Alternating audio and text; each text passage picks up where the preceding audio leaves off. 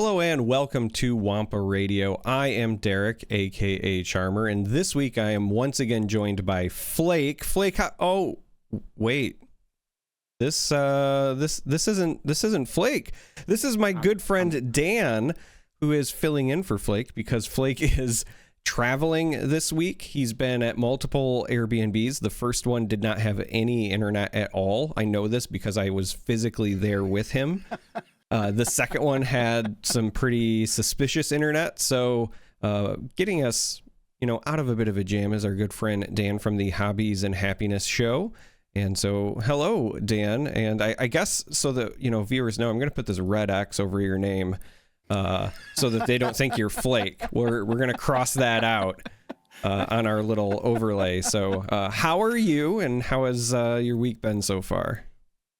I'm good. It's we're doing this on a Friday night, and Friday nights are always my my time to chill and just like hang out with people. I just finished a stream of my own, talking all about the Lorcana, but now we get to talk about Star Wars Unlimited, and I'm excited about this game, man. Like we were talking before, and it was a game initially that I'm just like, I don't know. I don't really know if I'm going to be interested. And then the more I find out about it, I'm like, dude, this actually looks really pretty cool. So yeah, I may have to dig a little bit more into it, and I'm excited. I'm excited. Now I will say I'll never be able to live up to the name Flake. So yeah, just make sure I don't want to put the name of Flake, do a disservice to that No, name, you're but, bringing credibility to the name of Flake.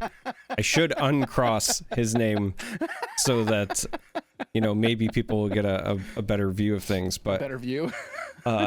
Speaking of views, every week we poll our viewers for fun, for Star Wars related things. But this last week was actually very timely because instead of it being a general Star Wars poll, given that we had just had a new leader revealed, we decided to ask folks, what are your favorites as far as the leaders that have been revealed so far? So with that in mind, we're going to go ahead and jump into the Wampa Cave Poll of the Week.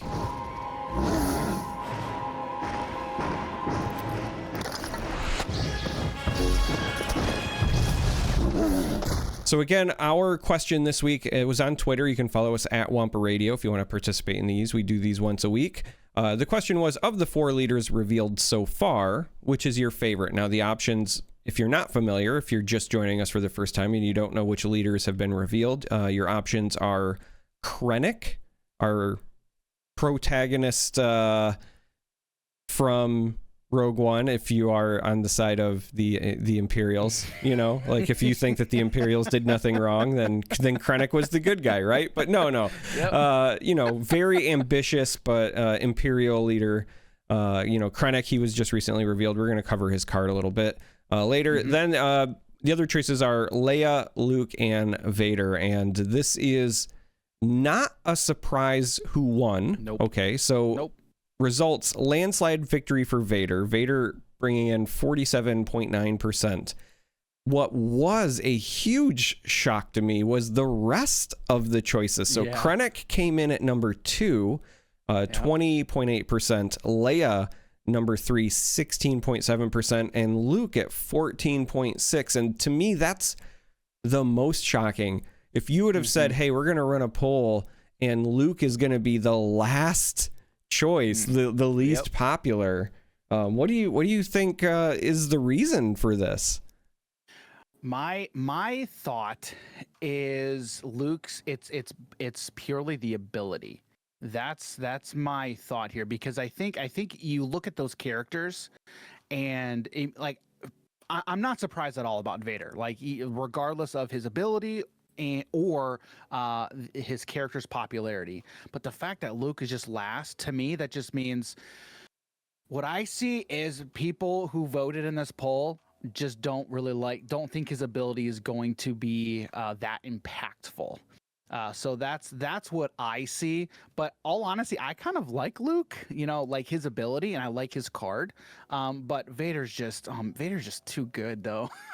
like Vader is an iconic character. He's a fan favorite. Right. His Yep. ability looks very strong. He shows up and he just starts mowing down your opponent's units. But Yep. there is a part of me, again, going back to my Elder Scrolls Legends days, that, you know, I was known for my very aggressive time to fight list, but I was also, you know, known for piloting mid-range sorcerer a lot. Now, if you're not familiar in that game, you utilized Ward, which is going to be shield here in Star Wars Unlimited. It's essentially the same mechanic, and that's what Luke does. The Luke leader unit is just giving out shield tokens. And so when I look at this, I say, like, this is going to be a great way to play like a mid-range board-centric deck, and I get kind of excited, but I was just baffled that he came in last. So either folks really like the aggressive kind of nature or feeling of Leia. I actually really like Krennic. I know that I'm a Rogue One fanboy to begin with, but just the idea of he's like the counter Luke, and that's very interesting to me, right? Like, he's benefiting your units when they're hurt, and then also gives you the ability to kind of slow the game down when he hits the board with the restore mechanic. Again, we're going to cover his exact text a little bit later in the show, but just very surprised that he was number 2 behind Vader. Yeah. And the last thing that I'll say as well is, you know, you're talking about Tessel. I think you can make the argument that that type of mechanic is much better in a game like Star Wars Unlimited, because it's that action economy of I do an action and now my opponent does, and then it's back and forth. It's not a turn-based structure. So I think in a game like Star Wars Unlimited, that this type of ability is going to be a lot better than in a game like Tessel. You know, it's funny you mentioned that, because that was going to be essentially what I used to highlight how strong that is. When we got to the card, I was kind of saving it. So we'll circle back on that. But first, we just have to cover all of the cards that were revealed, because we had a handful this week. First up, we're going to discuss a card that was revealed from the Johto Cast podcast, and this is the Auzituck Liberator Gunship. This is a 4-cost unit. It's in the space realm. It has heroism and cunning. It is a 3/4 on the stats line, and it has the ambush keyword. Now, if you don't remember, ambush is after you play this unit, it may ready and attack an enemy unit. So this is like, you know, charge, but instead of being able to go face, you can only use it to attack opposing units. And that, I think, is a nice balance mechanic overall. But also, I think what really stands out to me and what I like about this unit is that it's got that 4 health, right? It's still going to die if it trades into something like an interceptor, but having an ambush unit with a high health total means you're likely setting up these like 2-for-1 scenarios. Yeah. Now, remind me, this is not the first card where we've seen the ambush ability. Is that correct? Or is it? I believe that this is not the first one, because we should have... there is one other I feel like that we've seen. Maybe it was just talked about in the quick start rules, though, and we didn't actually see the text on it. I'm actually scrolling through them right now. We've got Sentinels and we've got Restores. Yes, so no, this is the first one that has the ambush. The closest that we've had is, you know, there's a couple of when played do damage, but that's not the same as having the ambush mechanic. Similarly, you know, there's a Leia that's when played, you can ready a resource or exhaust a unit, but again, not quite the same thing. So yeah, I thought we had seen one, but I must have hallucinated it from the quick start rules. Right. Yeah. So from that standpoint, I mean, it's especially this being the first set, right? It's always good to get these kind of like baseline cards. And that's kind of how I see this type of card is, you know, we see that effect. I mean, I like it, you know. I'm not the type of person. I mean, you definitely are more so than me about the aggressive strategies. But it's always nice when you get confirmation that, you know, we're going to see these same type of effects that we're used to in TCGs. So yeah, there's not much that I don't like about the Liberator Gunship. Well, I think the interesting thing about the gunship, and honestly just the ambush keyword in general, is that it's not really an aggressive card the way that, many of them have been in the past. That's why I was kind of focusing on the health total. And in many ways, this is a control card where you are using it to, you put it into play. Hopefully it trades with another unit at a minimum, but ideally it will remove an opponent's unit off the board and then stick around to either threaten damage or kind of build your board presence, right? And so, one of the things that stood out to me is, as we're looking at some of the starships that have been revealed, yes, it will die going into an interceptor, but all of the other ones that we've gotten so far, this can, destroy and then also survive itself, whether that's the TIE fighter or the X-Wings, because again, when we're playing this game, it's not, like old Star Wars card games where it's light versus dark. So you do have to compare this against opposing X-Wings. And so cards like Alliance X-Wing, Wing Leader, etc., they all get chewed up by this and it survives. Yep. Yeah, I mean, I think it's a good stat line. I think there's, like I said, there's not a lot to not like about this card. But yeah, I'm a fan, that's for sure. So next up, I do want to talk about Director Krennic. This is the card that was included in our poll. This was also revealed on the official Star Wars Unlimited Twitter. It is a leader. So the passive version of Krennic gives each friendly damaged unit +1/+0. So it's not like a full-on berserk type thing, but anytime you've got a unit that's, under its starting health, it's taken some damage, it's going to be a bit more powerful. The faction or the traits for this are villainy and vigilance, which I think is rather interesting. I like the idea of this being your kind of control-centric leader, and again, the damaged friendly units getting an attack buff leads to that. I suspect we're actually going to end up seeing more ambush units that go into the Krennic deck, because the idea is you trade in, you kill a unit, and now you threaten that damage back, right? When you want to deploy Director Krennic, he costs 5, and the stat line is a 2/7. So big back end, going to potentially be very difficult to get off the board unless you're using something like Vanquish. Has Restore 2, and then still has the exact same passive effect of each friendly damage unit gets +1/+0. Yeah. One of my favorite things about this card, in all honesty, is it's not just Director Krennic. It's Director Krennic aspiring to authority. I love that tagline. No, I mean, it's exactly the descriptor of him, right? Like, it's such a good little just like piece of subtext, and I love it. And I love the way they capture his character and flavor, because he's so ambitious. He's willing to sacrifice others for his own gain, and that includes getting them damaged and then still throwing them into the fight, right? It's that idea of he's just going to continue to push things until he gets his way. So from a flavor standpoint and everything, I really do appreciate this.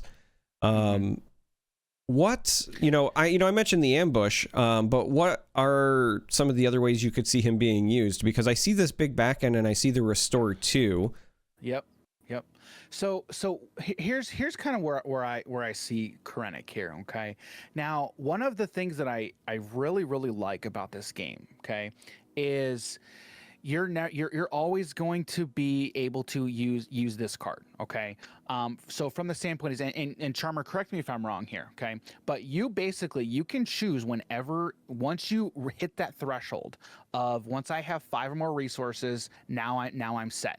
Once I'm at that point, I can choose to deploy him whenever I see fit, okay? Once I do that, so you want to wait for the most opportune time to deploy him. Now, once you do that, and let's say he gets defeated, he basically gets flipped over and then sent back to your base, but you still get to use his flipped ability. That is correct, right? Yeah, when he's in his passive state, you do still get those bonuses, yes. Right. So one of the things that I love about this is, I mean, you need to wait. Like, it's not it wouldn't be turn 5. It would be turn 3, I think, because you start with 2. Right, Yep. right. So this is the type of card where you're not deploying him on turn 3.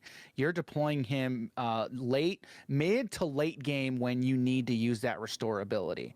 So the flexibility on a card on this leader in particular, I see as being a little bit more flexible than maybe some of the other leaders. But I like this type of play style of this is going to kind of lend to the more let me try to control the board as best I can. And yes, you're going to try and deplete my base total. But now I can just start building that back up because now I have Krennic as a backup to, okay, now I can deploy him. And then I'm starting to restore my base. So I really like everything. I like a card like Krennic, just that flexibility of being able to just deploy him when I need to use that ability the most is what's really intriguing to me about Krennic. Yeah, I want to highlight something else. I know you said like you're not going to play it on turn 3. I think you might in some cases, and that's honestly what worries me because I'm an aggressive player traditionally. I just enjoy that play style. And when I look at this as a leader, I'm saying to myself, I pray there's a card that says, destroy target unit whose power is 3 or less, and it's cheap, right? Because if I have to pay, vanquish type resources to get rid of this guy, I'm in for a world of hurt if I'm playing an aggressive deck, because if he can come down as early as turn 3 and he's got a 7 back end, and the thing you have to remember is his restore 2 is whenever he attacks. Doesn't have to deal damage. It doesn't have to kill an opposing unit, et cetera, et cetera. He just, every time he turns that thing sideways, he's going to heal 2. And with that 7 back end, means he's probably going to trade into some of my units as well. And I just don't know how you're going to be able to go wide against him if you're playing aggressive. So I'm waiting to see the full set, and I'm leaning towards there's got to be a more cost-effective way to get rid of him. Or else he's just going to be your go-to control leader, because what else do you do against that threat of the restore 2 with that big 7 health? And then when you're able to restore it or heal himself as well with other effects, that's going to spell doom for a lot of aggressive strategy. And I like that you pointed out that against aggressive decks we may see him on turn 3, and that on turn 3 that's like a nightmare. That's great. That's scary, dude. Yeah, man. And that's not even counting like if you're also running sentinels and things like that where you can't even attack directly into him to just get him off the board. You have to go through the sentinels, and then he's picking off your units and gaining health. Like there really has to be some sort of cost-effective way, I think, to get rid of him. And I want he's not just a 2/7 because he gets damaged. He is now a 3/7. Right. Because so man, there's a lot to like about Krennic, man. There really is. And I wanted to transition from him to this next card. I actually put this week's cards that I wanted to talk about in order, right? So I started with the ambush, then I wanted to go to a leader that would be like, hey, this is the kind of card that you would play with ambush units if you could. Granted, in this case, the factions didn't really line up, but I do think we're at some point going to see some ambush out of vigilance. But talking about cost-effective removal for somebody like Krennic, another card that was revealed this week is from the Golden Dice podcast. This is Open Fire. This is a 3-cost tactic.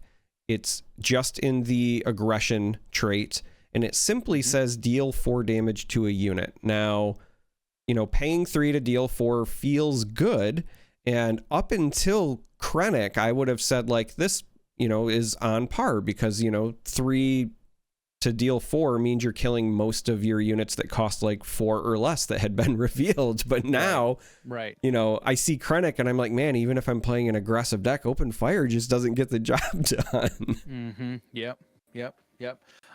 But this is also one of those baseline cards as well. We see it's a 3-cost deal 4. Okay, I mean now that gives us a baseline to at least look at from when we evaluate other cards from the similar standpoint. But I mean, like if you were to ask me, I'm paying 3 to deal 4 in any other TCG, I'd be like, that seems about right, I mean, it depending on what game you're talking about, you could be like, oh, this is really good, or you could be like, it's just so. But it's still, I think it's just one of those baseline cards. But like you said, this eats that Liberator gunship. But then you look at Krennic, it's like, oh, but it doesn't really do much to Krennic though. Yeah. Prior to the Krennic thing, when I was looking at units and this was revealed, I was like, all right, this is pretty relevant. It answers, gunship that was just revealed. It answers most of the starships we've seen, whether that is the X-Wings, the TIE fighters, but it also answered, cards like Yoda that looked really strong at the 3 cost. Answers cards like Tarkin. Not that I think Tarkin as much like needs an answer because he's more of an engine card, but again, like if he's in your way, gives you something to do. But again, all of these cards are in order for a reason. Another card that it does potentially answer, and another card that if you're playing an aggressive deck, you want it to get out of your way, is the card that was revealed during Fantasy Flight's live stream this week. This is Emperor's Royal Guard. This is a 3 cost unit. It's villainy, and I always get this one wrong. I always want to say it's like tactics, but I don't think that. Command. Yeah. Because tactic is the name of their events, but then I always want to say like, because in my head I think of it as a tactician is in the command thing, but command is the name of the trait. So it's a villainy command, Emperor's Royal Guard. It's a 3 cost ground unit, has a 3/4 stat line. When you control an official unit, this unit gains Sentinel. And then when you control Emperor Palpatine as a leader or a unit, this unit gets +0/+1. So there's a lot going on here, and I want to touch on all of it. But right out of the gate, Open Fire deals with this as long as they're not playing Palpatine, right? It's something that will be very useful when you're in limited formats or things like that. But what I'm guessing is that you're playing this when you're playing Palpatine as your leader, and I want to dive into that because we haven't seen Palpatine revealed yet. But I'm one to say, hey, if they're putting his name on a card and it's in set 1, we're probably going to get a Palpatine leader, and now I want to know more. Yes, I agree. Tell me more.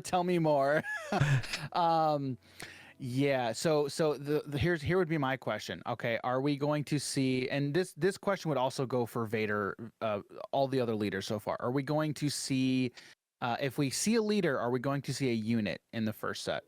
So are we going to see a Vader unit? Well, I know that we'll see some. I don't know if we'll see all, right? But we've already had Leia revealed as a card and as a leader. Yes. So there's the Leia Organa, which is the 2/2 that readies a resource or exhausts a unit, and then there's the Leia Organa that is the leader unit as well. Gotcha. Yep. Yep. And so she's the Alliance General. And, it's interesting that we are talking about this now because one is Leia Organa, Defiant Princess. The other one is Leia Organa, the General. And one of the things that they covered on the Fantasy Flight live stream is the uniqueness rule and how they're handling it. And so I do plan on talking about this as well, but this is interesting because it very specifically says Emperor Palpatine. So yes, what we know, and again, I'll dive into the specifics more in just a little bit, but what we know is that Emperor Palpatine is not necessarily the same as a Senator Palpatine should they decide to print one.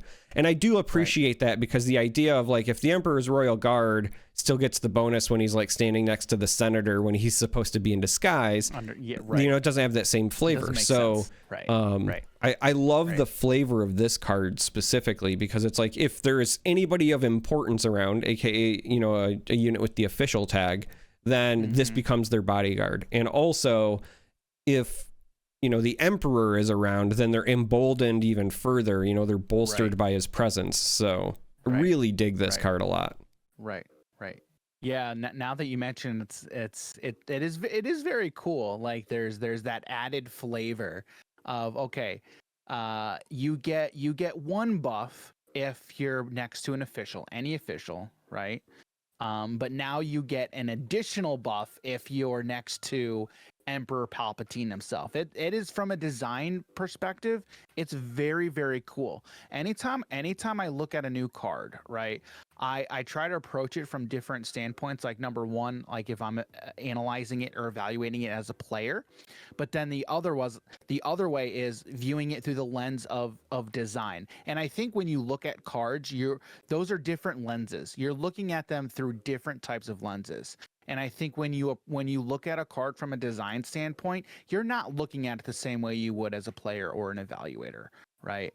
And so from a design perspective, I really like this card because there's so much going on here, and it gives you a lot of information like you just went over. And that's very, very, very cool. And it's something that I feel like I could never do as a designer. And I appreciate when I see stuff like this. I'm a bit of a design nerd, and I love this because of all those reasons. But one thing I also want to highlight, right, is that yes, this gives you a lot of information on this card. But what this also does from a design standpoint is, one, it tells a story, right? Like, you know exactly what this card is supposed to evoke. So Absolutely. That's great. But the other thing that I think is not talked about enough in game design is that what this card does as well is it serves as a signpost for new players. If you're a brand new card game player, I think it's very easy for people like you and me who've been playing card games for decades at this point, right? It's very easy for us to kind of forget what it's like to learn card games from scratch. Not just a new card game, but just card games from scratch. In general. Right? So what this card does for somebody who's never played a card game is it says to that person, oh, I want to play this with the Emperor and with official cards. It gives them a nudge in how they can build decks. And if you're somebody who's never built a deck before, those things matter to new players. Yeah. So while this card is great from a flavor standpoint, it also does a lot for just teaching people how to play the game. I really love this card from a design standpoint. Like, I know it's super nerdy of me, but as somebody who used to be a teacher, like I want to recognize, like, that's part of the piece of building a game as well, is like, how do you teach people who've never played a game to do it? Absolutely. And that's not, like, I see a card like that. You just talk about telling a story, and not every card does that. And not every game has cards that do that. So when I come across a card that does that, it just makes me want to just stop and really appreciate it. And then it's one of those things where, like, you ever look at a picture, and I mean, you know the saying, picture's worth 1,000 words, right? Mm-hmm. You stop and you look at a picture, and then it evokes so many emotions, and then you see it 100 times, you see 100 different things. That's kind of like, I love doing that with cards. And like, I can do that with a card like this, like where you read it and you read it again, and then you read it again. And it's like, every time it's like, there's just something even just little that just constantly gets either an emotion evoked, or I've learned something new. And if I'm able to learn multiple pieces of information from a single card, like, that card game nerd in me just gets excited. And I think this is one of those cards. Yeah, it is for me. Now, I do want to just use what you said as a nice segue, because there's no better way to do it. I want to point out that a picture is worth 1,000 words. And so, as far as art revealed this week, we did get a picture on the official Star Wars Unlimited Twitter for Bodhi Rook. So we don't know what the card does, but we do have art for that particular character as well. I believe this was a character from Rogue One, and I like the art. I mean, it's actually, I think, one of the better art pieces I've seen so far. It's very expressive. Unfortunately, though, it doesn't tell us a whole lot about what to expect from the unit. Some of these art pieces were like, okay, well, what does this, like, evoke? So I guess I'll ask you, when you see this art piece, does anything jump out at you, or is this just like standard action shot? The only thing that jumps out at me is like get down, like get out of the way, because it almost looks like he's kind of like trying to dodge an incoming. You know, he's probably getting shot at by stormtroopers because they're missing. You know, so that's probably what's happening here. So, are you wondering if perhaps he has Sentinel and he's drawing fire?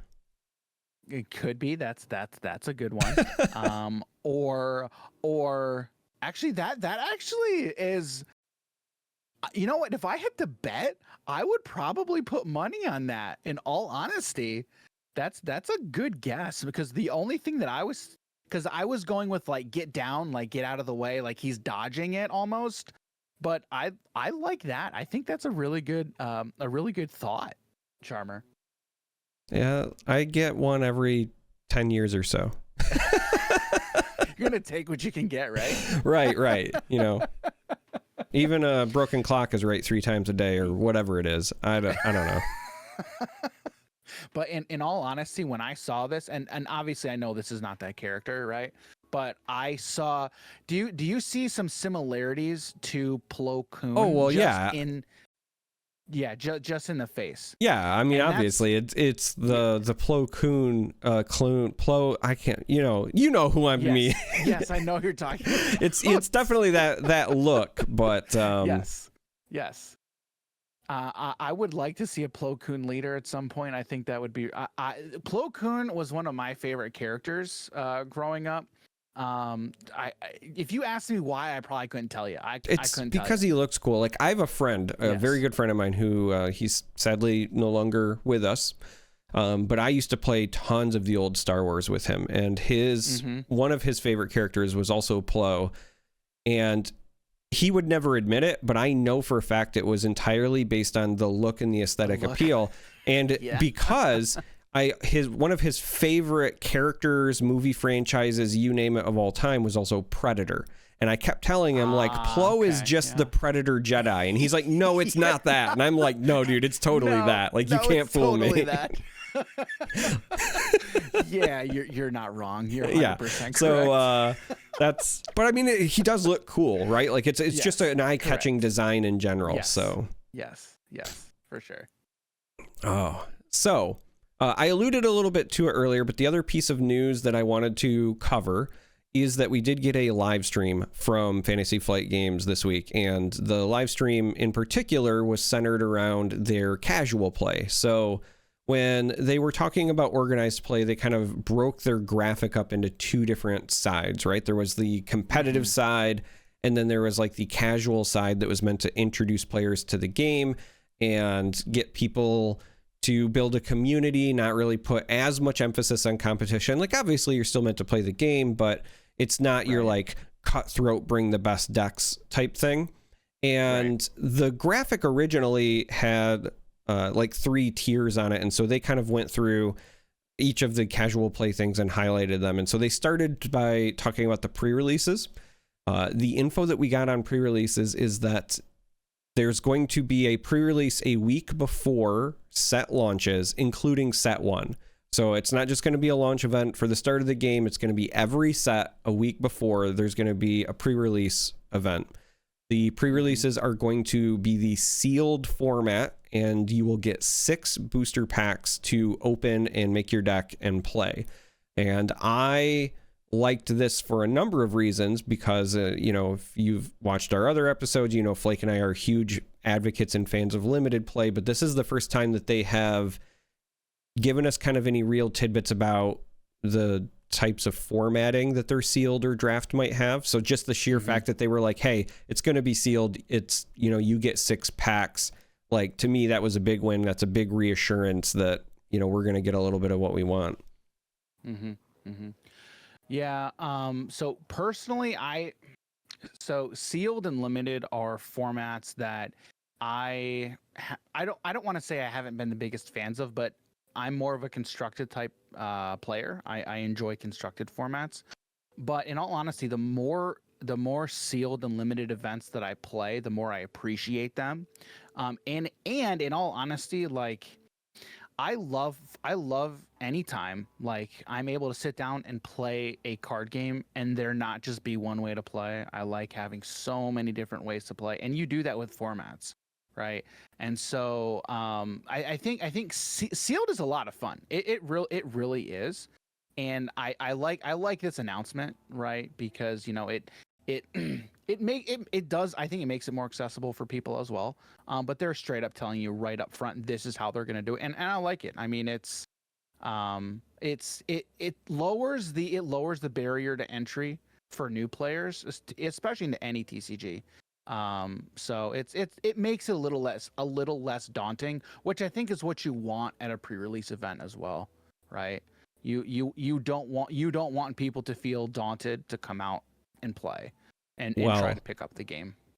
So with that in mind, the second piece that they covered, and I just want to preface by saying I actually love this. The second piece they covered is weekly play. So if you're coming from like Flesh and Blood or Magic, these are your armories, your Friday Night Magics, etc. Mm-hmm. And there's going to be these weekly play kits that are, available to the LGSs, your local game stores. But the thing that they said on the stream that I really liked is that those kits are meant to be used by the stores in whatever way the stores feel is best for their community. So they basically said, like, it's not like you have to do constructed one week and draft the next. They were like, hey, if you're a shop and everybody who's there just really loves sealed, you want to play sealed every week, you can do that. You want to draft every week, you can do that. You want to do constructed, you can do that. But the other thing that jumped out at me is they said also these kits are intended to support everybody who participates, and they put an emphasis on participate and not play. Meaning, if you have a sealed night and then you've got a new player who shows up and they don't know the game, and so obviously they don't want to just like dive in and play sealed because they're still learning. They were like, you know what? If they want to sit down and, if they want to buy a starter deck or do something and learn how to play, that's them participating. They also can get some of the rewards from those weekly play kits. If you want to show up and just build decks and like test those out on the side, you're there as part of the community. You are participating. You are included in these weekly play kits. They even mentioned, like, if you're just somebody who shows up and you want to trade all night because like you've got holes you want to fill in your collection, whatever, you're there to be part of the community and have a good time. And I just love that they put this emphasis on, we want to make sure that on a weekly basis, if you step in for the game, like you feel supported just for being a part of it. And I've not heard like any other organized play things take this approach before.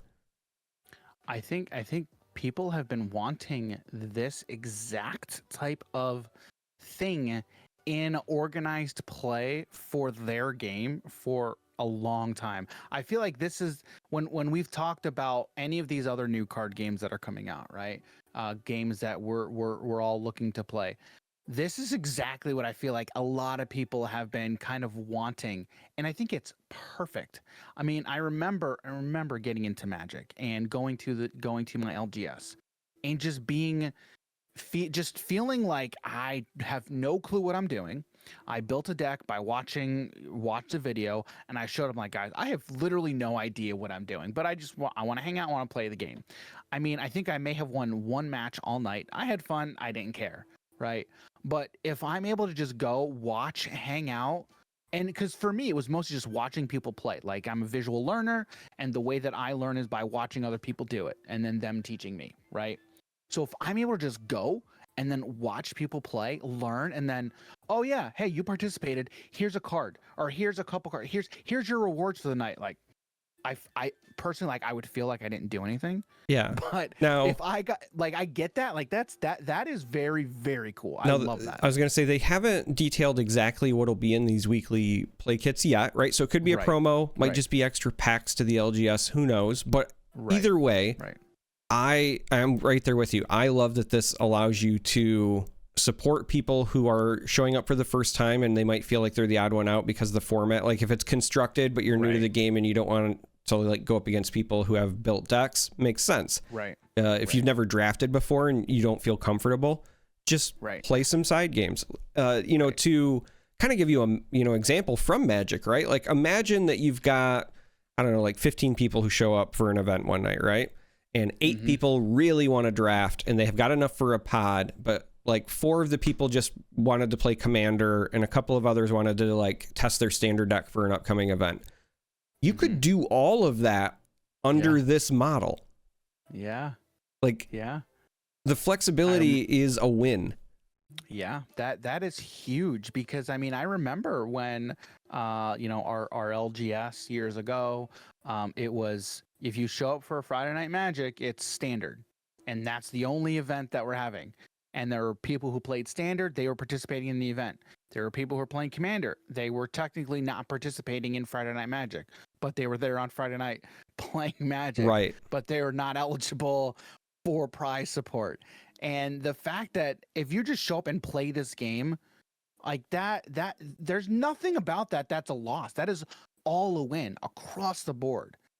Like, it's one of those things where it's like, why have people not done, why have other games just not done this before, you know?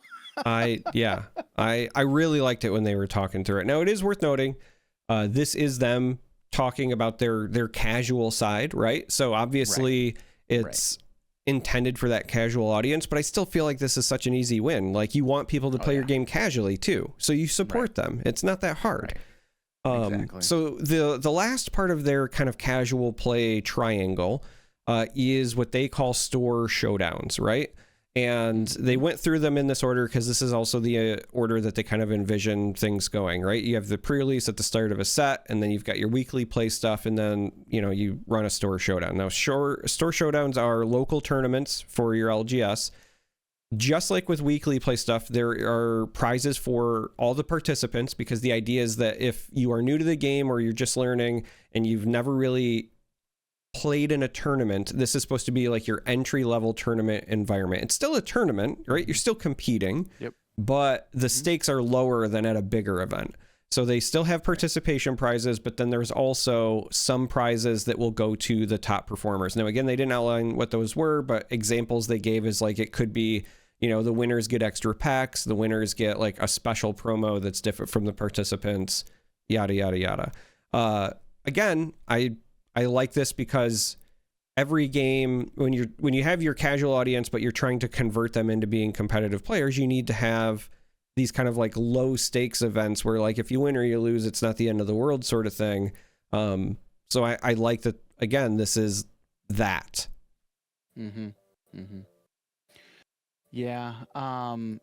It's needed, right? It's one of those things that anytime we're talking about organized play, it's something that's needed, right? But that doesn't take away from the fact that it's there and it's appreciated. But like, again, if we're drawing parallels to Magic again, right? This is again equivalent to, at least for me, you know, our Friday Night Magic, which it was these types of events. And honestly, these types of events are, I don't want to say they're the lowest stakes, but it's at least from the standpoint of a player, it's the least daunting, right, event for you to go play and participate in. Given, I think all things considered, this is going to be that. And again, from a new player perspective, this is the event that I'm going to feel most comfortable coming out and attending and participating in. And then I think when I start going to those, I think it's going to raise my confidence in the game, and then get me, that's going to push me to do these other types of events. I think this is like your gateway to the competitive circuit, if you will, as a whole. And I love that. I absolutely love it. Well, so the other thing that jumps out to me as well, you know, as you talk about being a gateway to the competitive, you know, let's just be frank. There are some card game communities that are better than others at making marginalized groups feel welcome, right? And so part of the nervousness that sometimes comes from people deciding to attend like larger competitive events is not even so much the competition as it is the, like, being around people you don't know, how you're going to be received. You know, the Flesh and Blood community, for example, is, you know, traditionally very welcoming. And I've had people flat out tell me, you know, like, hey, I played this because, I tried this, I tried Magic, and I tried, a couple other games, and I felt the most welcome in this community, whether it's, because they're non-binary, they're, a person of color, a woman, whatever.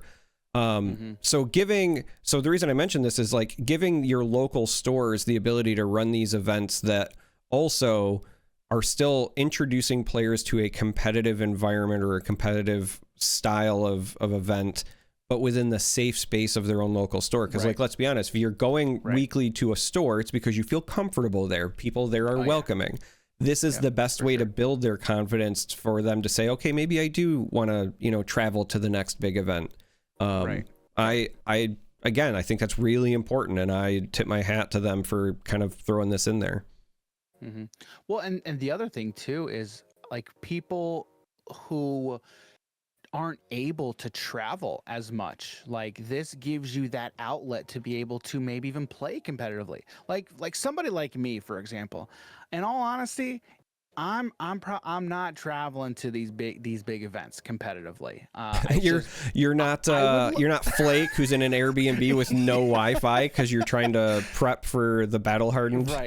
Right. I've got a full, and this is not a knock on anybody either. It's just I've got a full-time job. I've got a family that I can't leave. Unfortunate. I don't want to say it. It's not unfortunate or fortunate. It's none of those things, right? It's just I have responsibilities that I sometimes I wish I could just up and go play card games. I do have those conversations with my wife saying, okay, can I go play some card games this weekend? Sometimes she says, no, you're not allowed. I'm like, all right, fine, whatever. But you know what I mean, right? Oh, believe me, I definitely know what you mean. Yes, you do. Yes, you do. So, and that was like for me, like our LGS, unfortunately, before it closed, it was like, that was my outlet. Like I was able to, all right, they've got a tournament. Okay.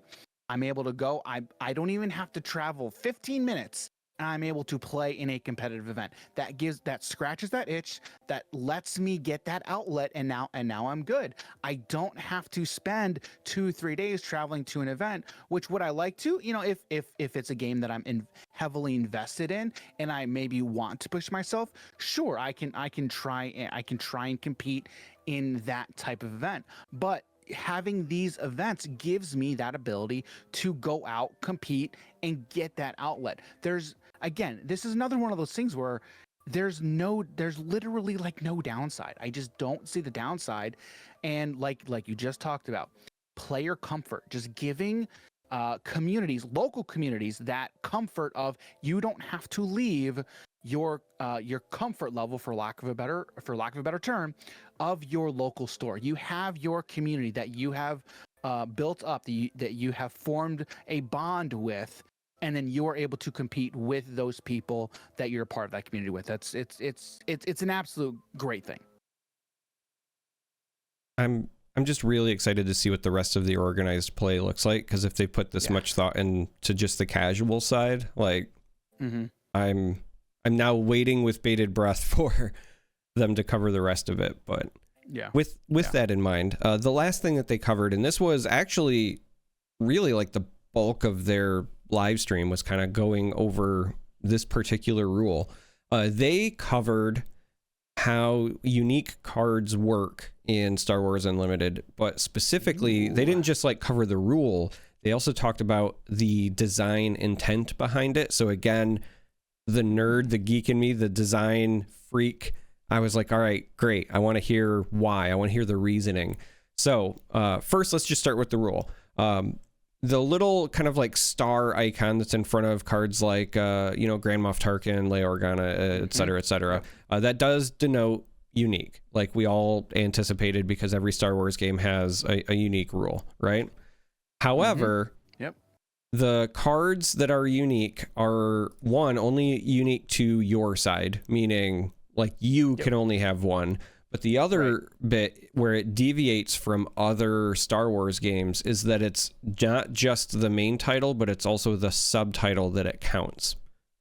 Yes. So in traditional Star Wars games, going back through, because there's been countless card games and board games and whatever, traditionally unique is like unique, right? You couldn't have two different versions of Luke on the board, right? You could only have Luke. Luke is unique. However, they were talking about things that were coming up during playtesting and how this choice impacted design, and ultimately they felt like games were more enjoyable when they went unique to the subtitle. And their reasoning was one, during deck building, right? If you're somebody who has a favorite Star Wars character, so like on the show they used Kanan Jarrus, right? Like one of the guys is a big Kanan fan from Rebels. Okay.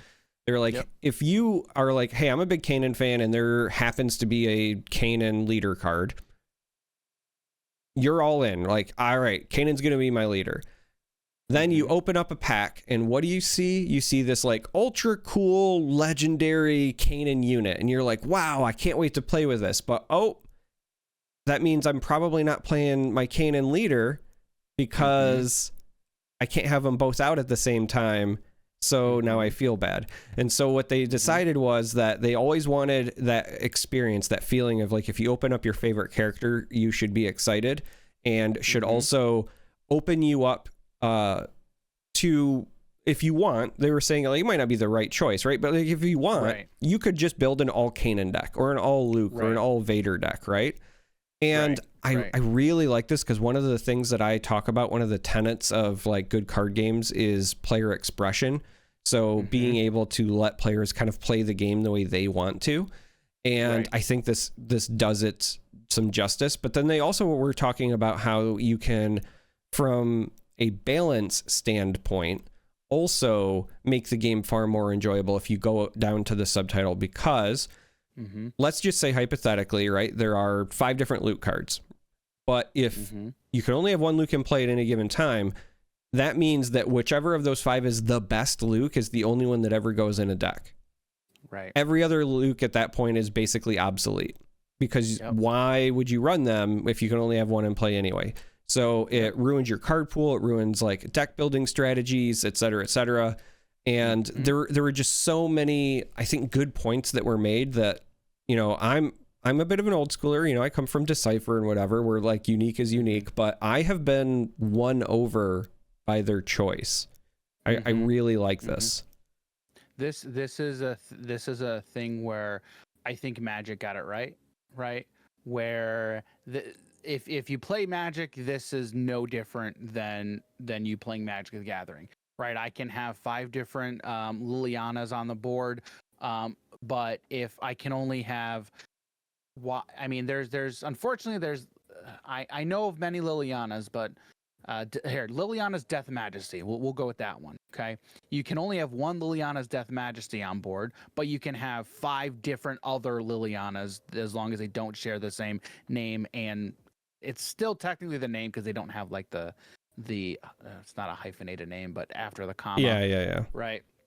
So I think that is the correct way to do it, because like you just said as well, like it eliminates those feel bads, right? If I'm all in on Star Killer, which yes, can we get a Star Killer later? That'd be phenomenal, absolutely phenomenal. I would love to have a bunch of Star Killer cards. That would be so cool, right? I want to go to a tournament. I want to sit across from Sam Witwer, and he's playing a deck that's just Darth Maul and Star Killer and nothing else. That would be great. That'd be hilarious. But like, again, you just talked about player expression.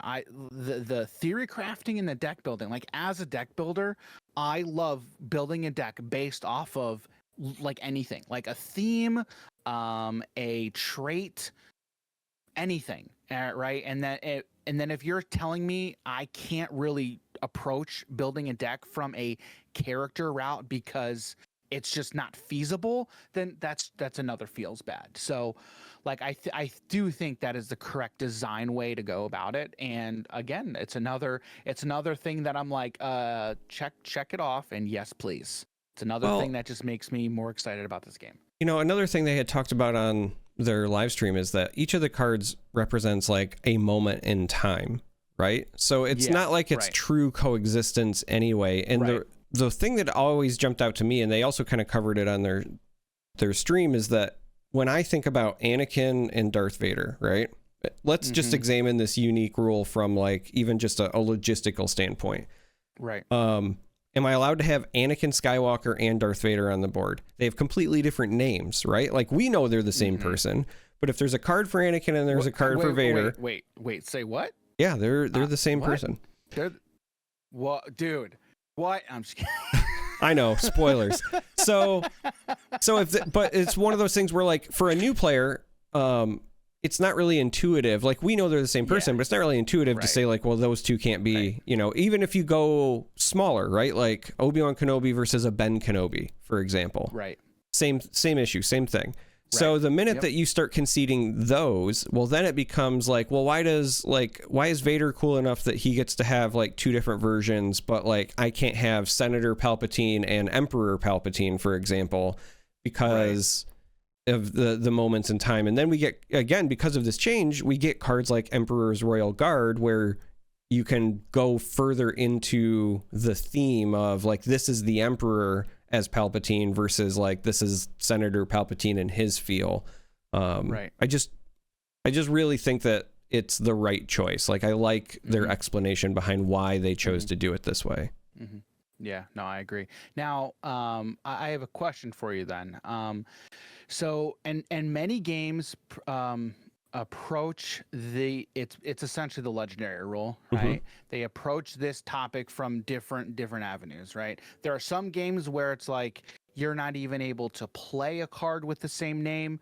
Now in this game, do we know if we have let's just say it's a singular Darth Vader card on board, and we have another one in hand, are we even allowed to play that same card, or is that against the rules? Do we know? No. So they covered it in the quick start rules. Let me see if I can pull it up so I can like read the exact thing. But essentially, the way that it's worded is that you defeat one of them. So like, you can play it. If there's ever two in play, then you defeat one. That's right. Okay. Now that might be. I was gonna say that might be relevant because it specifically uses the word defeat, and so if you've got things that are like on defeat triggers, we might be able to like even abuse that. We'll have to wait and see, but it's either that or on play or enters play triggers. Because there are games. The one that's coming to my mind is Final Fantasy. There's a Final Fantasy trading card game. And in that game, if you have a unique / legendary card on board, you are not even allowed to play. They're not even allowed to enter play at all. And some games approach it that way, which is not as good in my opinion, because again, when you have a legendary card that has an either defeat or on playability, you want to take advantage of it. Then it's just like, oh, you can't. That's another one of those feels bad moments, which again, you're always going to have those feels bad, but you trying to eliminate those as best as you can is the way to go about it in my opinion. But yeah, so like one of the examples is Leia, right? Leia Organa, the 2 for the 2/2 has the when played ready a resource or exhaust a unit, for example, right? If you've got that, you want to do it. Same thing with Tarkin. He's got the dig. He's designed to be an engine card. So like, of course, if I have more than one Tarkin, I want to play it and keep drawing more Imperials. Yep. Exactly.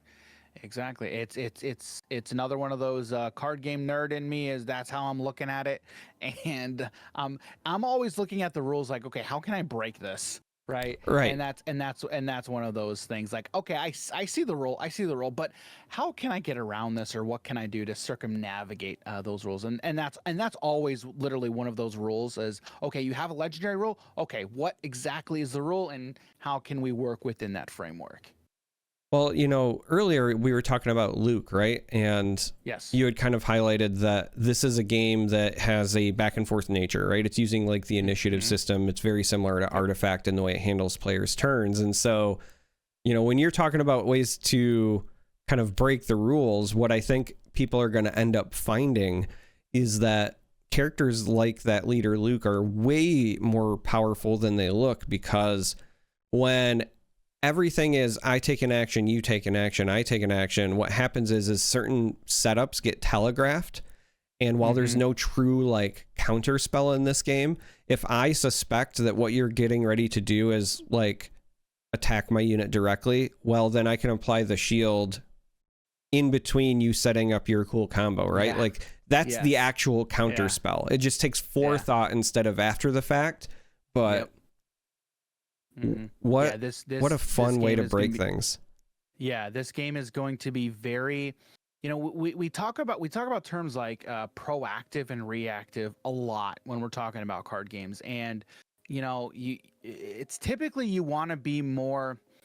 There is no you typically want to be more, because it all depends on your strategy. It all depends on what you're doing. Like if you're playing counter, right? If you're playing counter spell, if you're playing a more control type of game, you're going to be, by its nature, you're going to be more reactive, right? If you are playing more aggressive, you are most likely going to be more proactive. Okay. Now there's exceptions to the rule, right? One of the most famous articles I think ever written in or about Magic the Gathering or card games in general is who's the beatdown, right? And that is, you need to Michael Flores, I believe, was the guy who wrote that article, and essentially what it was is, you need to, as a player in a game, you need to recognize, okay, who am I? Like, am I the one who is supposed to be initiating combat? Am I supposed to be calling the beatdown? Am I supposed to be the player who is being proactive here? Or do I need to be more reactive? Like, do I need to be on my heels? Do I need to be defensive? This type of turn structure, this type of game, you are now approaching it from a very different standpoint. It's another one of those, okay, how I have analyzed cards and games in the past when approached with a game like Star Wars Unlimited, it just turns it on its head. And it's, again, the card game nerd in me is like, this is super exciting because I'm having to think about all these strategies in a very, very different way. So I am interested, the more cards we get and the more we learn about the game, how terms like proactive and reactive are going to affect certain strategies and how that's going to play in a typical game of Star Wars Unlimited. Yeah, it's very interesting because most other card games that people have played, it's very clear who is, even by nature, like the proactive person from a turn structure standpoint. So you might be playing a reactive deck, but like when it's your turn, you don't have to worry about them attacking you, right? Because it's your turn. When it's your turn in Hearthstone, the Elder Scrolls Legends, Magic, even Flesh and Blood, right? Like one person's attacking, one person's defending at any given moment. With this game, it's going to be very similar to Artifact, where it's like I do one, you do one, which means we're both on offense at all times and we're both on defense at all times. And so what is the best use of my action economy? I think that's ultimately, if it's not that term, it'll be very similar to something like that, but like action economy and how you navigate that is going to, I think, be how you dictate things. And another thing that's going to jump out is, again, somebody who played a ton of Artifact, knowing when to pass to take initiative for the following turn is also going to be a really big skill tester. Yep. There's another game out. I don't know if you've ever played it. It's called Ashes or Ashes Reborn. It is not a TCG, but it is a expandable card game, right? So expandable, also known as, Fantasy Flight coined the term living card game. So Ashes Reborn is a very similar system where it's you take a turn, or you do an action, I do an action. And I remember playing that game, and that's also another game where there's dice involved as well, very much akin to Star Wars Destiny, right? But I remember playing that game. It was, again, like I'm playing, it's just very different, right? From the standpoint of I do an action, I do a thing, you do a thing, and then pass back and forth. But that game also had a very similar initiative structure where if you don't pass, you can take the initiative, right? I don't remember what it was called in that game, but it's very similar to this. So it's something that I'm at least a little bit used to. And I remember in getting into that game, it's another, okay, do I pass here because I want to take initiative to be able to go first the next turn, right? It's just another one of those decisions that you have to factor into, again, the action economy of, okay, what's going to happen the next turn if I'm able to go first. It's a very interesting question. Now, however, I do need to correct you though. Okay, if I'm playing control, I'm not playing on my turn. If I'm playing mono blue, it's untap pass. Okay, I'm doing all my stuff on your turn. what I just mean is that you don't have to worry about them attacking you on your turn, correct. Right? Yes. So right. Yep. That's the known. That's the concept. Yeah. Anyway, yes. the last thing that I just wanted to highlight, this isn't necessarily like true game news, but I feel like this is at least the first step toward the community getting things in place for this game that exist for almost every card game that exists. And that is that there's a community tool that I have found myself using more and more lately. This was developed by a Reddit user, Citizen Keen, and it is just swudb.com. So think Star Wars Unlimited Database.com. And at the moment, it's pretty bare bones, but it just has all of the cards with their card art that have been revealed thus far on the site. So it's a very easy way to keep track of, what's out there as the game is growing and being more revealed. Another kind of quick note, if you're using the site, for all of the leader units, when you click on them, they will show the deploy option, and then if you click on the button, you can see the flip side as well. But again, I've been using this, and so I just wanted to give a shout out because I know from other card games that I play what kind of effort goes into even something that looks like this very simple website. It's a pretty big deal. So whenever somebody takes their time, like their own personal time to do this, I want to give, props. So it's out there. Check it out. Absolutely. And in all honesty, before we started the podcast, I did not know of this existence. And so as we're going through, because that's literally one of the first things that I'm looking for is, all right, I need a database. I need all the images. I need everything. And I know how much work that these things, how much it takes to put these databases into effect. And so now I know that for Star Wars Unlimited, I will be using swudb.com. So thank you, Citizen Keen. Yeah, very, very much appreciated. I will also be using it. So usually Flake and I do this. We cover the news, and then we have a topic to talk about. But this week, Flake's not here. So this episode's going to be Charm3r Strikes Back. I'm going to pick the topic. And I felt like it was actually very timely because I feel like this is something that I can ask you as kind of like an outside source, somebody who's obviously like not doing a podcast for it, not a, huge like member of the front-facing Star Wars Unlimited community yet. I say yet because I know you and you probably will be, right? But also I wanted to ask you this as well and have this be the topic because when I was a guest on your show, Hobbies and Happiness, we had talked about what does a TCG have to do to be successful, right? Because there are so many that have tried and failed. And, I think I said on your show, if making a card game was easy, then people would have already been doing it, right? Like there's a reason that so many fail. There's a lot you have to get right. So what I wanted to have our discussion be about this week is, what in your mind does Fantasy Flight Games need to do?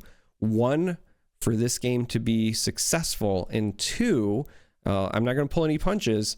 What do they have to do to give potential players confidence that this is a game they will continue to support when we know that some players have been burned? Because I'll be honest, again, not pulling punches, when I talk to people and I say like, hey, there's a Star Wars game coming and the rules look great, I love the design choices, and then they say like, all right, well, who's doing it? And when I say Fantasy Flight Games, they go, oh, like either I'll pass or I think I'll wait, or I hope that it survives, right? Like the moment I say that, and it's very weird to me because I like Fantasy Flight Games as a company. Like my closet here is filled with their board games. Like I love the product they produce, but there's this very clear sentiment amongst card game players, especially ones that have played Fantasy Flight games in the past, like Star Wars Destiny that you mentioned, where they're hesitant to get their heart broken again. So I wanted to ask those two questions to you. Like, what does it have to do to be successful? But also, what does it have to do to instill confidence in the players that, like, they're in this for the long haul? Mm-hmm. Well, I think after today, so when we're recording this, okay, let's, I mean, I don't want to say throw Ravensburger under the bus here or anything, because I don't think that would be accurate. But today there was allocation numbers have come out for Lorcana, and it does not look good at all. No, okay? They have severely underestimated the demand for their game. Okay, now this is a company who this is their first foray into a trading card game. This is not Fantasy Flight's first foray into a TCG. Okay, so I don't want to say like I'm going to give them a pass, but I think they're going to learn from this. Now, someone had made the comment of they could not have printed enough. Maybe that's true. Okay. Now we'll get more with Wave 2, but right now it's looking like there's just going to be a lot of disappointment across the board, and I think there's going to be a lot of people who just say, I'm not even going to try. Not going to play because I can't even get my hand on product, and then I got to wait 2 months to get more products. Just I'm not even going to try. Okay. So I think the first thing, and it seems like an obvious thing, but when you talk about set one, you got to make sure you have enough product for people to play, especially when you're wanting to do organized play and you want to support all these stores for these events. Well, and run pre-releases, right? Like if they're already talking about set one pre-releases, like you can't run a pre-release without having packs. Yeah, exactly. So again, it's not looking good. It's like that. That is the honest truth. It's not looking good. And now there's people who are still very excited for it. I mean, I'm still excited, but at the same time, I'm not excited for those numbers. I'm absolutely not. So FFG's got to make sure that they are going to print. I mean, people have been saying print it into oblivion. There needs to be enough stuff. There's got to be enough product. Well, so before we jump into the other meat of the answer, I do want to point something out.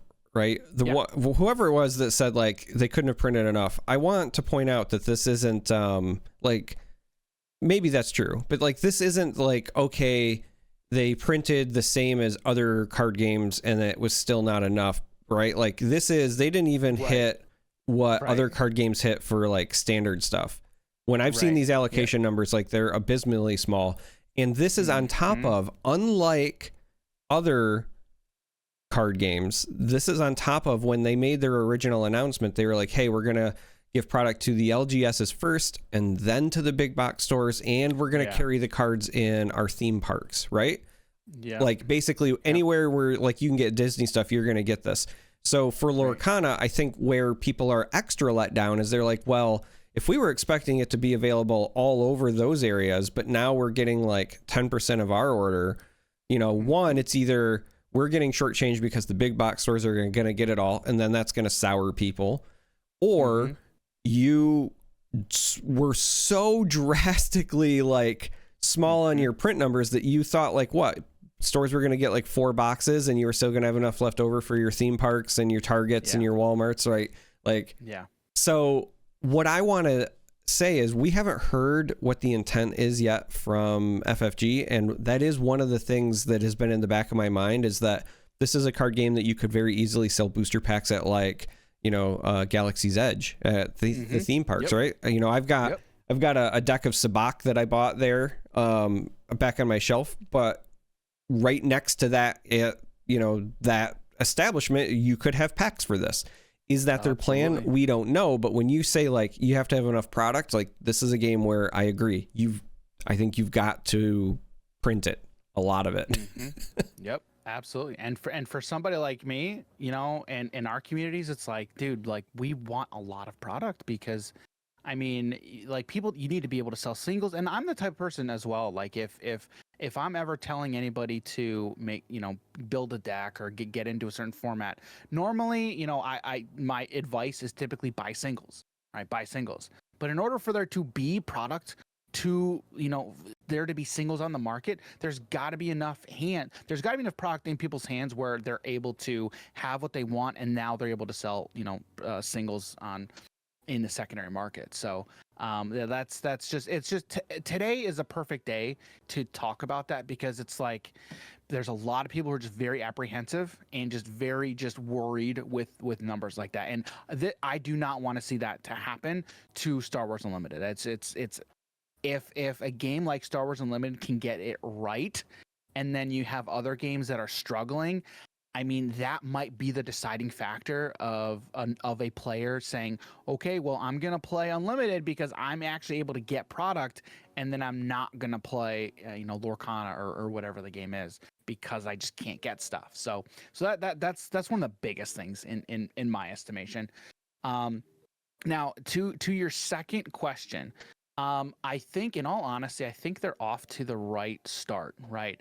When they had their initial live stream, they talked quite a bit, from what I remember, about the failures from FFG regarding Destiny. Now, I didn't play Destiny, but I have heard a lot of people with many good memories from that game, and they had a lot of fun with it. And the way Destiny just fizzled out left a bad taste in a lot of people's mouths. And the unfortunate thing is, it's not just Star Wars Destiny. There are other games, but I think Star Wars Destiny is probably the biggest failure from FFG in this regard. And I think what that ultimately comes down to is just lack of communication. Now, I think the way FFG is situated currently is different from how it was situated back then. It sounds like they've learned something. They've I don't want to say they've learned their lesson, right? Because that just has like a weird connotation to it. But it does seem like they've learned a little bit from the debacle that is Star Wars Destiny fizzling out. And so they've learned something from that, and then they're coming at Unlimited with that knowledge, and then saying, okay, hey, we know we screwed this up, and we're trying to win back your trust. And it seems like that's what they're trying to do. So far, the communication seems like it's on point. Like, I think they are working in the right direction. Everything is going, I don't want to say it's going in their favor, but they seem to be doing a lot of things right. And as long as they can keep communicating with the fans in a consistent manner, and the way that they're already getting the community involved with even the reveals and how they're revealing artwork and cards, it's doing a lot of things right. And honestly, they're doing a lot that I wish other card games were doing, right? We're still, 6 months out from release? And the fact at a that we're minimum, we don't have a release date. We just know it's next year. Yeah. And the fact that we're getting all of this information and involvement from the community is just, they're doing a lot of things right. And it's making me, and honestly, it's one of the reasons where I'm like, I'm giving this another look and really interested and excited to dive more into it, because how they're handling it. Because like you said, we talked about Unlimited on our podcast when it first was announced. And we did an entire podcast episode about, but it's FFG and it's a Star Wars game. They don't have a good history here. And we talked for an entire episode about it. So I'm right there with you. But I mean, since then, it seems like they're doing a lot of things right, in my opinion. Yeah, what I continue to look at is the signs that point me in the right direction. Like you said, they're doing a lot of things right. What I sincerely hope, and what continues to give me hope, is that they have what appears to be enough autonomy in like the running and the design of this game from card game players. And I think that means that they also will know how to handle the organized play thing. So like on the most recent live stream, one of the guys literally said, like, I love, OP, organized play, and I could talk about it forever. If you have more questions, let me know. He's very clearly excited about it. But also, when I look at the way that the card game has been designed, there's a lot of hallmarks that tell me, this is designed by people who know card games. And it even comes down to, one of the things I mentioned in a previous episode is that what stands out to me as somebody who's played a lot of card games is like the detail to the player experience when you look at things like the way they selected and built out their templates and their borders. So when you look at a unit card, cost and the, traits are on the left, right? So right away when you fan your card, if you're right-handed and you fan left to right, all the info. That, aren't you? Yeah, I am, because how many card games do it right? We've been playing card games. I've been playing card games for 30 years. And with the exception of Future Sight and Magic, where they were like, hey, let's give them a random new border, we've never had somebody get it right. But it's even further, right? It's like the upgrade cards and the token cards, like the shield and the experience token. Yeah. Those with the design where it's on the bottom. So if you put your card on top, right? Like, it seems so small. But what that tells me is this is a game being designed by card game players.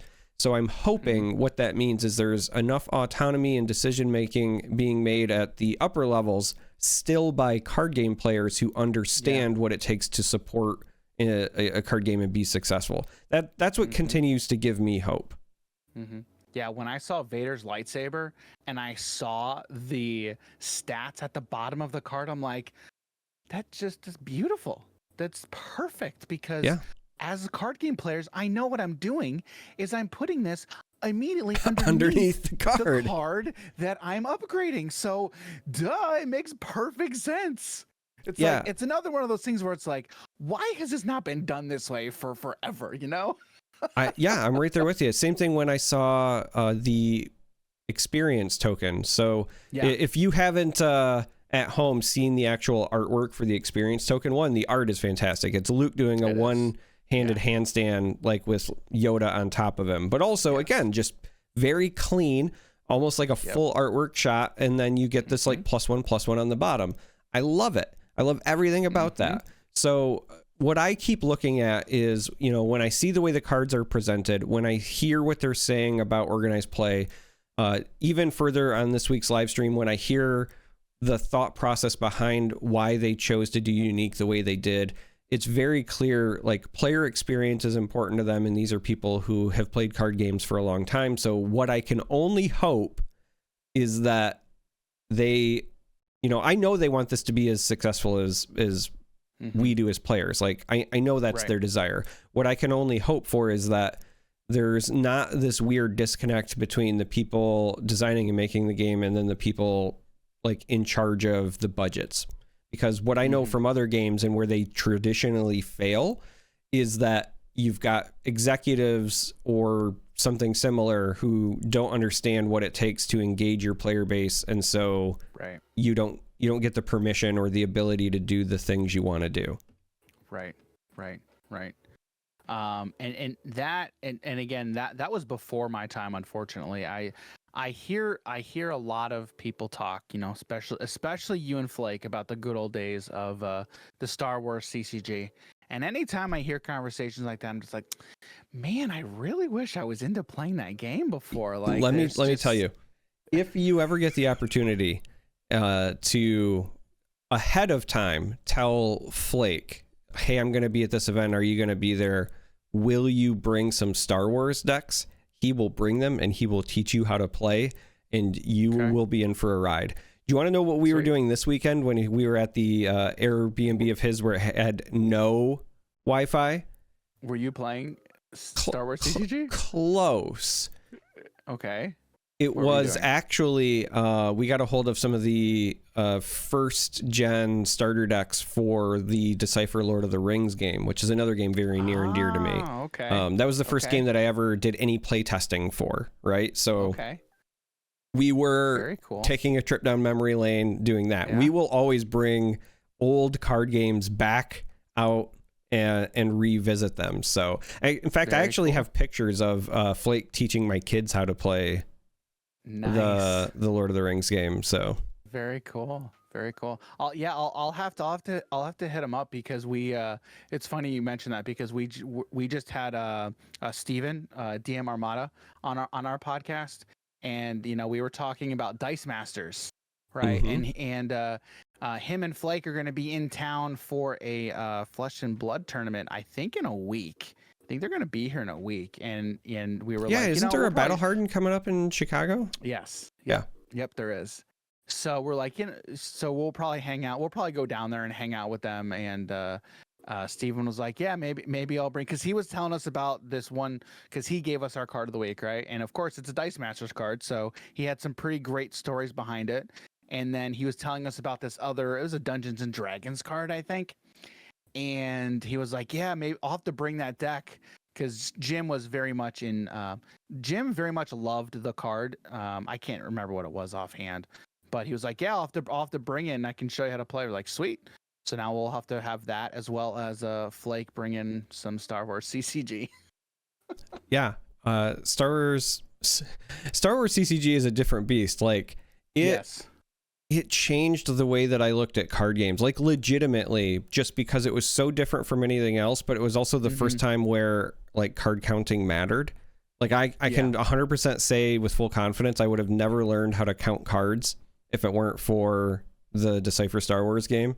And now, 20 years later, when I'm playing Flesh and Blood and I'm trying to like do my pitch stacking, I'm like, oh, thank God I played Star Wars. If I was trying to learn this from scratch, like I would hate myself right now. Yeah, it's very cool. Very cool. All right. So, I felt like that was a good thing, that I wanted to talk about and ask, because that is the number one thing that I hear from people. And it might just also be my local crew, because here locally we have a number of people that were very into Destiny. Like they'll still play it sometimes. Like they'll still break stuff out, and like they wanted it to be successful. And so, I also might just get a bit of the barrage from that, but I wanted to, bring it up and talk it through. So I appreciate you giving your thoughts. Absolutely. We occasionally have viewers ask us our thoughts on other things as well. So I think now is a good time for us to transition to that, and we're going to dive into our bad feeling mailbag. I don't know. I have a bad feeling about this. I have a bad feeling about this. I have a really bad feeling about this. Oh, I have a bad feeling about this. Yeah, you and me both. All right, so our first question comes from NTQ, and they say, going off the Anakin Indivator, not Anakin. Actually, you know what? Anakin's like, if you had some sort of like situational family comedy, when he's little Annie, but he's like getting into hijinks, he'd be like, oh, you're up to it, again, Annie. It'd be Ann again. Anyway, Anakin Indivator idea. Do you think they do old Ben strike me down action, that when he's defeated, you'll put in his forced ghost? It's a two-sided ally unit that has weak stats, but as old Ben, but then when you flip the to the ghost, you get a boost. Could make for an interesting GP. So essentially what they're saying is you'd have a unit that might have weak stats, and it's just old Ben, and like the entire point is that when he dies, he becomes the Force Ghost, and then like guides your unit. Or maybe we know that experience is a token that you can get, so like maybe he's a Force Ghost who hands out experience tokens or something like that. I could see something like that. Yeah, I think with the IP, like we've seen these types of effects in other card games, right? So it's nothing that like you haven't seen before. But what I really like is using mechanics, right, from existing games or whatever.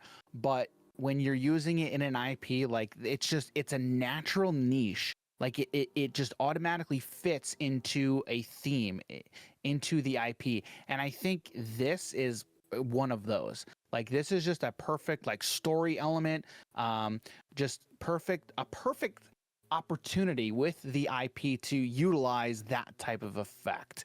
So I'd kind of be surprised if we didn't see something like this maybe down the line. But I think honestly, I think it's a perfect idea to utilize something like that for sure. Yeah, I'm gonna need the Force Ghost version of Obi-Wan Kenobi to teach me how to speak properly, because as we record this here, full disclosure, right? Because of Flake being inaccessible this week, full disclosure, We normally record this like in the middle of the week so that we have time to edit and prepare things or whatever. It is 1:19 a.m. on Friday night, technically Saturday morning, 1:19 on Saturday morning. And, Dan here is kind enough to be recording this with me. So I'm a bit tired and I still have hours of editing I'm going to have to do afterwards, which is why I'm sure the beginning of this show will not look like it normally looks like. It'll be something different. All the clips will be different. It's really Flake's fault, but that is why. I swear, this I've been drinking is coffee. Dude, like you said, it's Revenge of Charm3r. Yeah, no, this is what happens. Flake, let me just say, if you leave me, this is what happens. The quality just goes off a cliff. Yeah, people are going to think that I'm over here like... with a screwdriver, but this mug, I swear, is just coffee trying to keep me awake because it's the middle of the night. But we got a couple more user questions that were sent. So this one is from Rawls Treebeard. What's your opinion on supports, aka enchantment, artifacts, non-unit permanents? They've been polarizing in a lot of different card games, enabling very different play patterns than usual more unit-centric ones that most games start out as. So specifically, I think that this is also kind of leading back to the Elder Scrolls Legends, right? Where it was a very board-centric game. It appears this one is meant to be similar to that because we have the space and the ground. But then in Elder Scrolls, you had supports, and they were a bit polarizing just because you didn't have great ways to interact with them unless you ran specific cards that targeted them. You didn't have any other way to like get rid of them. And Magic has had issues with that on and off over time, but it's kind of the same concept, right? If you're playing in a format where there's some powerful enchantments, but only a few colors or decks have access to, say, enchantment removal, it can feel polarizing. So with that in mind, what are your thoughts, Dan? Well, in all honesty, I think I want to say it's kind of needed, but I don't think it is necessarily needed. But it depends on who you talk to, right? Like if you talk to somebody who's been around card games a long time, they might have that opinion of they think it's needed. I kind of do, because I'm the type of player where I love seeing multiple different types of cards, like card types. Like anytime I approach a game, and if it's like, oh, there's only 3 card types, that's not interesting enough for me. Now I'm the type of person where I'll play it, I'll give anything a try, but I want to see more. Now, the thing that I think Star Wars Unlimited has that a game like Magic doesn't have, right, is and I know, and you guys talked about it last week, but I'm able to play anything in my deck. I'm not restricted. I mean, I'm restricted from the standpoint of I got to pay a tax if I'm not running those certain traits, right? But I can still play those cards. So if you're only able to get, let's just say, item removal, okay? If you're only able to get item removal in green for whatever reason, right? Let's just say that's the card or a color, right? I can still get it if I'm not playing that at all. Right, I have to pay a tax, but I can still run those cards in my deck, right? So I think it opens up more possibilities from a deck builder's standpoint. But I always like different card types, just giving me more access to different types of abilities. I'm also the type of person where when I see a game like Star Wars, I'm like, all right, can we do locations? For some reason, I'm like, that's my thing. I like different locations, and I don't know why. I just like I like stuff like that. I like what it brings to the table from a flavor standpoint and a story standpoint. And that's one of the things that I'm always, for whatever reason, looking to. And I think that that kind of goes to the question, but they're polarizing, yeah. But as long as there's answers for it, and in a game like this, you're gonna be able to run it. You're not restricted, so I like it. So I want to see it. I'm not necessarily against them, but I do want to say I think there are a couple of different ways that you can actually still pull off the same feeling of those cards without breaking like what's already been presented to us as card types. Because one of the things that this game has that many other games don't have is the presence of your specific thematic zones. The idea of we have a ground zone and we have a space zone, and this is a game that also features the ability to directly attack units, right? So if you want to represent something that is like just like a static boost that would normally be a support card to your ground units, instead you make that be a base card or something, and it's just it's a 0/4. Maybe it has shield or something too, but it's just like it's a 0/4 on the ground, and so now there's still a way for your opponent to interact with it that is thematic, because again, like if you install a bunker, well, you know, I'm gonna raid it with my Ewoks and blow up the bunker on Endor so that I can, you know, stop your Death Star from having the bonus. Like that's literally what the third of the original trilogy, you know, climax was about, right? We have to blow up the shield generator on Endor so we can get to the Death Star. So like, I think that we're going to see something like that, or you're going to have something where it's actually still the effects of something that would be a support or an artifact or an enchantment, but instead it'll be in a zone and we can still interact with it.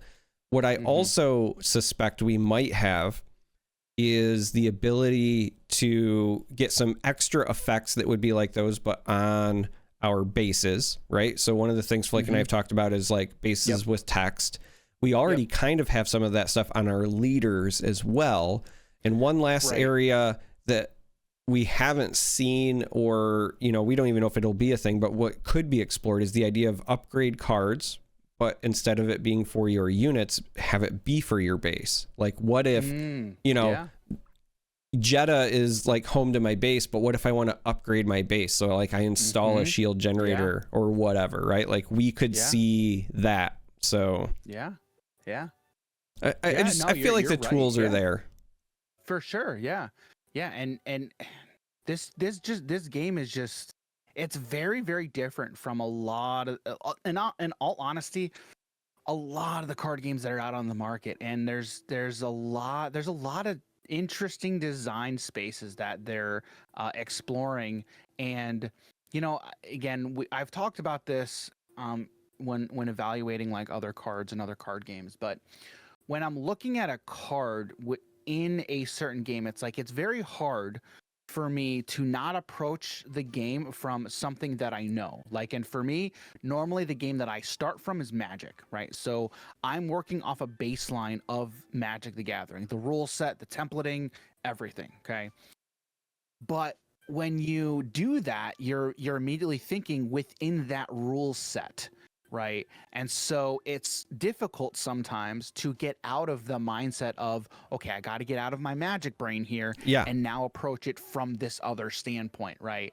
So it's fun. It's hard, but it's fun. And this is one of those games where it's like you can very easily get stuck in the I'm in my Magic brain, I got to get out of it and think about it in a completely different way. Yeah, I would say one of the best examples I have, you know, as somebody who's played a lot of different card games, right? When I first started playing Legends of Runeterra, right? If you're not familiar with that, go check it out. There is a card that was called Vengeance when the game first came out. Now it's been through, you know, some ups and downs and whatever, but when the game first launched, when it very first came out, it cost 7 to destroy any unit. And what I heard from many people was that was basically unplayable because it costs 7, and that was a lot, because if you're coming from like Magic, it costs like 2 or 3 tops usually to destroy a unit, right? Yeah, right. What ended up happening though was that it turned out it was actually very playable and good, and it was a staple in Shadow Isles for a long time if you were playing Shadow Isles Control. Obviously not every deck wanted it, but what you had to do is apply the rules of Legends of Runeterra, where you can float spell mana from turn to turn, and where you were attacking on like both players' turns potentially because of the way the attack token worked, but you could also rally and blah blah blah blah blah. So what you have to you had a limited board space. Yep. There's a lot of stuff that goes into that too. Yeah. So what you have to do is remember it in the context, and so I'm with you. It's going to be interesting where things land with this. Our last question for this week, this comes from Echo Base Gaming, another Star Wars Unlimited podcast. They said, in a previous episode, you said you like doing prediction stuff. So what's a keyword you would like to see and be introduced in later sets? Am I gonna go first on this one? Yeah, I wanna know. Okay. Pilot. So I want to see something where I don't think we've seen this, but it's on a unit that kind of would act as an upgrade to a ship. Okay. And then if they're piloting that ship, there's added stats, added effects.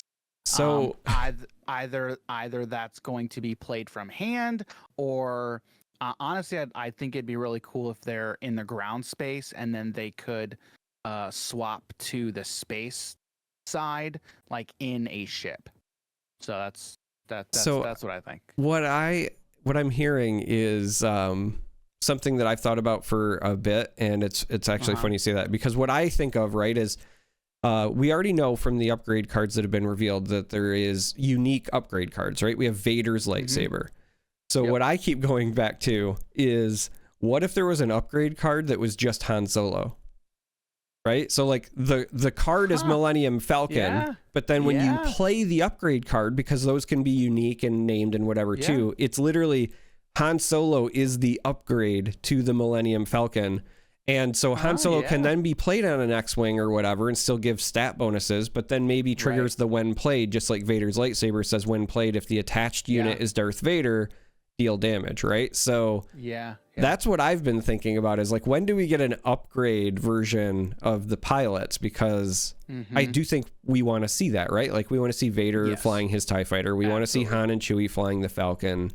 You know, the Rebels, all of that. So, but I do like your idea of it, like, you know, being some sort of like pilot keyword as well that could give you some special interactions. Or maybe it's a ground unit that, you know, again, we were kind of talking about the previous viewer question where it was like old Ben and they turn into a Force ghost. Maybe it's a ground unit with the pilot, and then the pilot keyword says, when you play the Millennium Falcon, attach this like as an upgrade to it or whatever.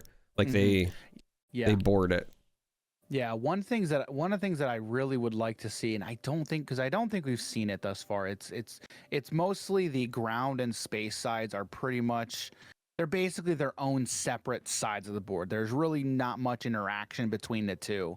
And I would love to see there be interaction between the two, right? Because there's plenty of moments in Star Wars universe where you've got some big guns on the ground that are trying to deal damage to some of these space units, or these space units come down and they're trying to blow up your ground units. So I would like to see interaction there somehow. And I think is at least one way to do it, is have a ground unit that he's now boarding an X-Wing, right? And so they now flip from one side of the board to the other. I think that'd be really cool, flavorful, and it's something I like to see. So I don't know what the keyword would be necessarily, right? I would have to think through how I would want it to be applied in terms of it, like, linguistically. But one of the things that I would like to see is like a version of infect, so that when a unit deals damage to the other unit, it deals its damage as a -1/-1 counter. -1. Yeah. So in my mind, what I think about is like Emperor Palpatine uses Force Lightning on somebody, and it doesn't just damage them, it just makes them legitimately weaker, right? Like, it's frying them. That sort of thing. I think I could see, because, you know, the whole you know, he uses his lightning and it gets deflected back at him from Mace Windu sort of thing, right? And then we see him as like the weakened Emperor afterwards. Like, I keep going through that, like the effects of weakening something, and I think it would be, you know, inherent on dark side units is something that they would do, but I don't know what I would choose as like the active keyword to describe that, but that's an effect I would like, I think, to see some space kind of explored. The other thing that I was thinking, you know, kind of back to the piloting thing, is I think it would be akin to crewing in Magic, right?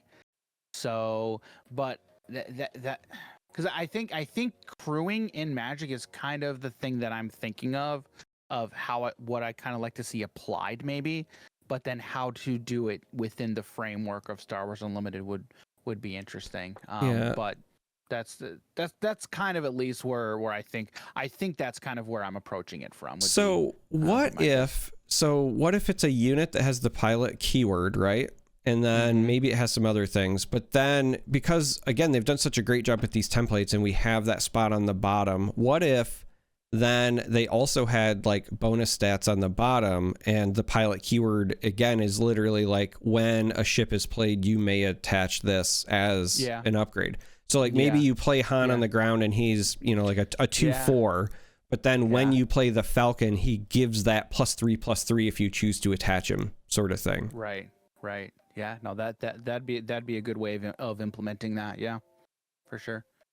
That's a thing. Like there's so many different ways these types of effects could be implemented. Because I mean, there's nothing new under the sun, right? I mean, even in the realm of TCGs, I think Star Wars Unlimited, in all honesty, is doing a lot of things that I don't want to. It's not necessarily like we haven't seen done before, because we have, but I think the way it's presenting them is in a way that I think many people really haven't seen presented before in this presentation, like in this package, in this way.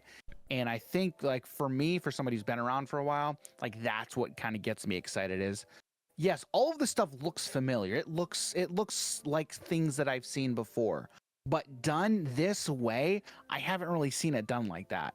And that's they're kind of knocking it out of the park, in all honesty. And to be honest, you know what I'm really looking forward to that we haven't even really mentioned at all on this podcast, but I haven't even heard other people talking about it yet. Like when I've perused Reddit or things like that, is I'm really excited for what are our playmats going to look like? Because we're going to have them. And as somebody who's coming from Flesh and Blood, and I have a lot of Flesh and Blood playmats that I really like, and I love the ones that have like the zones already on them. Yeah. What are we going to get with like our space zone and our ground zone? And how cool would it be if like on your playmat, like, you could do card art, but what if you also had like a special one where your space zone literally has like a space backdrop and your ground is like, the fields of Hoth, you know what I mean? Like on a playmat, divvying it up like that. And even if we don't get official ones, like, secondhand people will make those. Like, I'm so looking for it's so dumb, right? But like, I'm so looking forward to like those things. It is not dumb. No, I just mean it's kind of dumb to get excited about that. But what I keep thinking about is like the full gameplay experience, right? Like when I envision, I go to my local store and I play my game. It's not just about playing the game. It's also what are the cool special tokens that I buy, right? Like, because I have Fab Metal tokens, for example, and what are the playmats I bring, and what are my sleeves going to be, and when I think about all of that, there's a lot of possibilities with this game. Oh yeah, absolutely. It's my chance to bring out my playmats that I am excited about. It's my chance to get the one to bring those playmats out that I get compliments for. I mean, I have one playmat. It's actually sitting on my desk right here. It's a playmat with a Stitch and the dragon from How to Train Your Dragon, and Toothless. Toothless, yep. Toothless is dressed as Stitch, and Stitch is dressed as Toothless. I have gotten so many compliments from this playmat. I try to bring this. I don't like bringing it out anymore because I like having it just right here, so that way I can just look at it all the time. But it's one of my favorite playmats, and I love just bringing out unique playmats that people haven't really seen before, and just getting on. Again, like you said, it's dumb. Do you want to know what my mouse pad is? So sadly, you can't see this right now because OBS is eating my camera, but I'll hold it up and you can see it later. Yes. It is a Elder Scrolls Legends playmat that I use as my mouse pad. So this one right now, I have a couple, but this one is the Houses of Morrowind that I use as my mouse. So same way, right? Like I have goofy playmats for everything. And so when I think about my full gameplay experience, I'm like, man, there's so many cool things you can do with the zones and the IP. Oh yeah. Yep. And so now I just need to get you a Hobbies and Happiness one. I'll trade you, okay? I mean, I have some podcast ones. Like I break those out. One of my favorite things to do, I have one of Flake has another podcast he does. It's Instant Speed for Flesh and Blood for the people who may not know. So I have a playmat for Flesh and Blood that's the Instant Speed podcast, and I like to take that and then tell people I'm the host of the show. I mean, I obviously have I do one for Flesh and Pod with Logan, a Flesh and Blood podcast, and so I also have a playmat for that, and I will use that when it's appropriate, but I will break out the Flake one, and I have told people legitimately, oh yeah, this is my podcast. Just to drive Flake nuts. That would drive him nuts, 100%. Don't worry, Flake. I will not go around impersonating you or pretending to be you, even though I guess I am you this week. But whatever. Yeah, I can take the red X off. You can be Flake. Well, on that note, we've reached the end of our listener questions. So first, I want to thank NTQ, Rawls Treebeard, and Echo Base Gaming for sending in the questions because we genuinely appreciate it. But more importantly, well, maybe not more importantly, the viewers are actually really important, but also importantly, we'll go with that. I just really want to thank you, Dan, for bailing me out, for being an upstanding human being and willing to record so late on a Friday night, but also, just for having the chat. I know that you love card games like I do, and you'll find any excuse to talk about them, but that doesn't mean that Absolutely. I appreciate it any less. So Absolutely. No, I appreciate you having me on. It's all, like you said, I will take any opportunity I can to just talk about card games. And it's funny, for those of you who don't know, Charm3r and I are, we play a lot of different card games, and I had messaged him a couple days ago about another podcast that he had recently started up. And I was like, hey, maybe we should do one. And then found out, he already did one with somebody else. You know what? Whatever, it's fine as long as it's started. Okay, that's all I really care about. So, I'll take any opportunity to talk about card games because that's just who I am, and it's fun. Yeah, they really are fun. So for the folks who may not be familiar with your work, where can they find you? Yeah, so couple places. Well, if you go to our website, it's www.hobbiesandhappiness.com. That kind of leads you to pretty much all of our content, but the majority of our content is found over at youtube.com/hobbiesandhappiness. We do pretty much just a lot of card game content. So, we're kind of in the mindset right now of, I'm probably going to be going down the rabbit hole that is Star Wars Unlimited. And this game is a lot of fun. I'm very, very interested in that game. This week we just released a bunch of Alpha Clash TCG content, and we're doing a lot for the Lorcana card game as well. So, like I said, it's just a lot of card games. So you can find us there. We're also over on Twitter at Hobbies and Happiness. You can find me on Twitter at _DG Campbell. But head over to our website, hobbiesandhappiness.com. You can find links to all of our content there. So, yep. All right. Well, once again, I just really want to thank you. And I think now is the time where, we say goodbye to the audience. Unfortunately, this means that next week they're going to get Flake back. But I'm sorry, guys. No. I mean, I'm looking forward to having it back. I miss the guy, even though I just saw him. But nonetheless, I again just want to say thank you to everybody listening, and then we're gonna do the normal sign off with Charm3r Bot. So let's hear it. May the Force be with you. The Star Wars Holiday Special will continue in a moment.